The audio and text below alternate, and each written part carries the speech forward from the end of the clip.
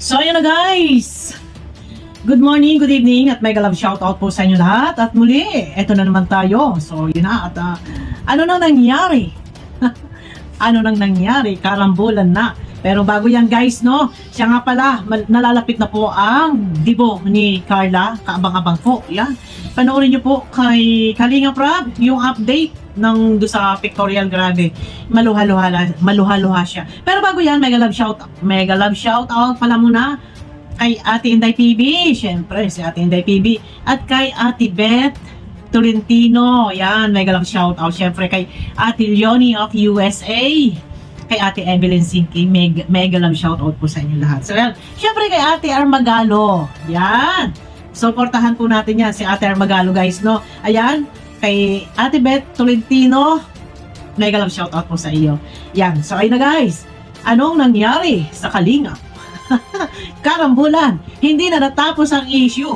Ayan, tayo, hindi naman ako sumasali sa mga issue. Ika nga kailangan ayaan na lang natin sila mag-move on. Pero syempre nandito pa rin tayo sa Kalingap. Kahit paano tayo ay ika nga ay umiikot. Ako umiikot-ikot lang ako dyan. Ika nga ay syempre nanonood-nood kung ano yung madaanan. Nakikimarites.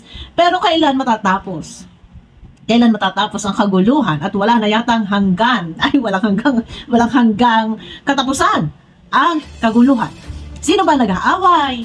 O meron ba dapat pag-awayan? O ay ang Kalingap ay paglingap sa mahirap. Pero bakit? Kabi-kabilay bangayan. Kabi-kabilay sumbatan. Ano ba ang pinag-aawayan nga? Sponsor ba? Pera ba? Diyos ko, Ginoo. Ayan, position ba?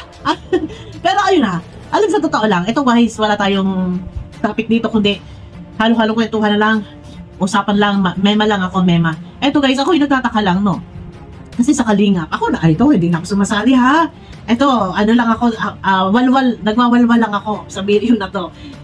Sa Kalingap kasi ay paglingap.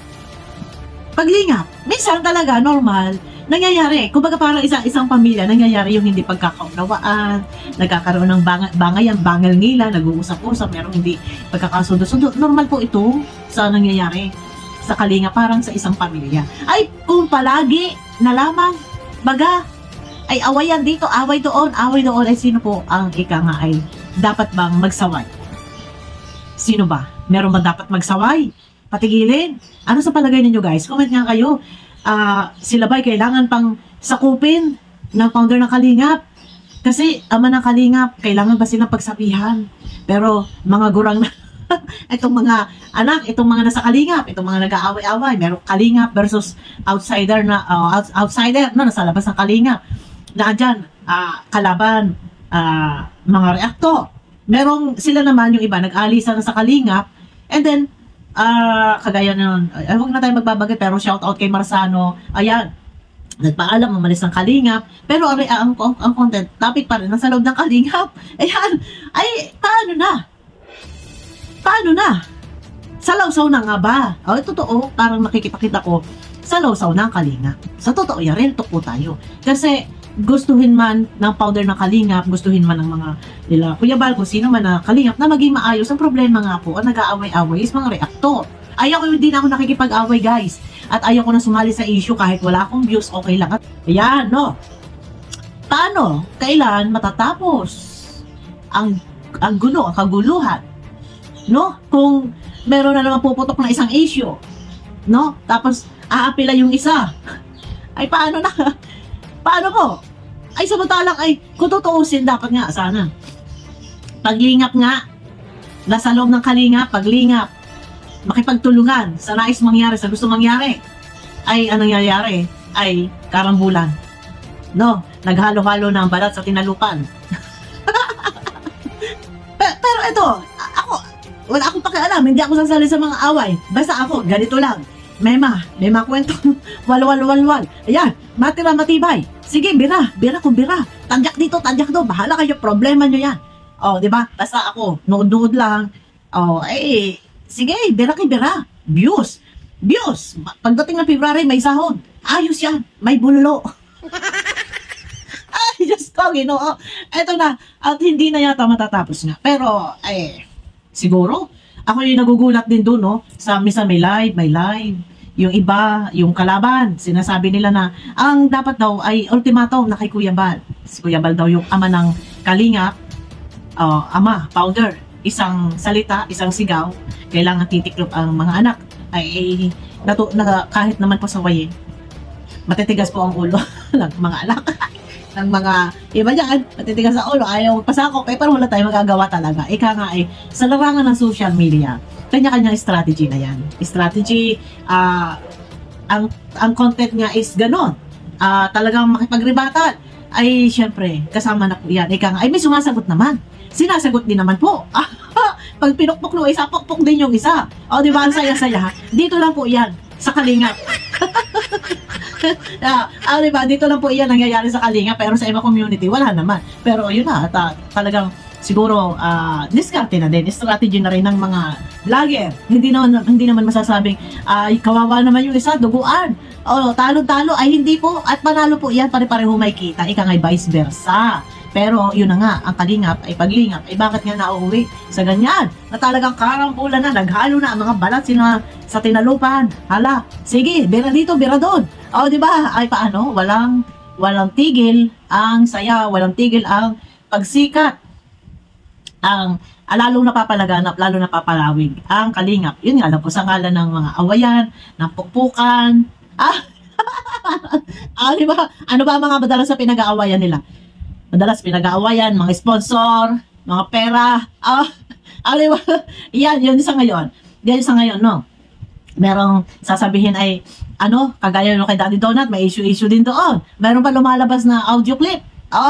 Yung mga siraan. Ay, naku, grabe. Sari-sari na po ang mga issue. Nagkarambulan na, naghalo-halo na. Pero meron din pong nauuwi sa personalan na. Magdidemanda na.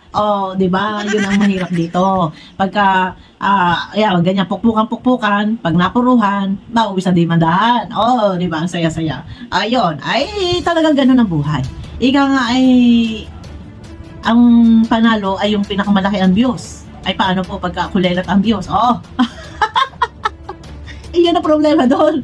Pag ang labanan, kasi nga, kasama yan, strategy yan. Pag ang maliit ang views, ay talo.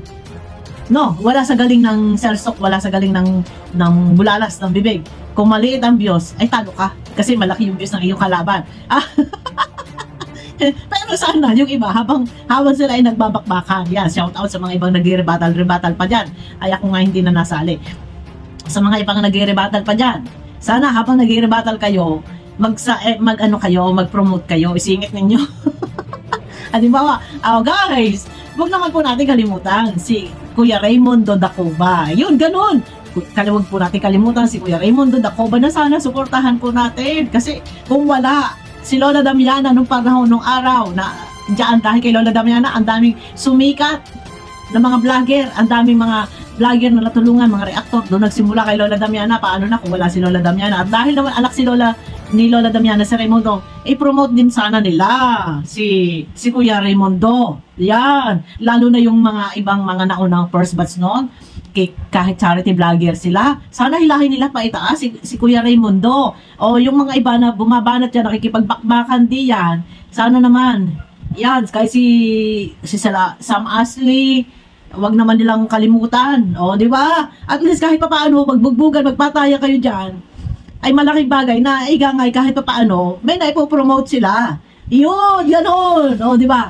Abang-abang tayo, doon pa rin tayo kahit na yung iba ay nahihilig sa mga bangayan. Sabi nga nila, pag wala daw pong awayan, issue, wala daw views. Ay paano ang mangyayari ho? Ay gayon na laang. Pero kahit naman po sana merong mga bangayan nahihilig yung iba sa mga issue, wag naman din po sana ninyo kalimutan napuntahan yung channel ni Kalinga Prab ni Kuya Bal at siyempre ni Rowell of Malalag. Yan, suportahan, manood-nood tayo. Nasa gano'n naman, malaking bagay po na yung ating panonood at hindi pag-skip ng ads, malaking tulong po yan. Ganun lang po sana ang ating gagawin, no? Okay lang yan, normal na yan, noon pa man ay may pukpukan na po sa Kalingap, awayan, walang humpay, wala nang katapusan, hanggang sa ngayon ay ayan pa din.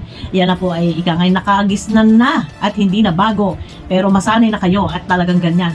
Ikangay sa Kalingap ay paglingap, pero andyan at bangayan versus reactor. Yan, reactor sa reactor, pukpukan. So, ayun na guys. At kita-kita tayo sa aking next video ha. Kahit ano na lang. Kwentuhan na lang po ang ating topic. Yan. Kita-kita tayo sa aking next video. Ingat kayo palagi at may galap shoutout mo sa inyo lahat. Bye-bye!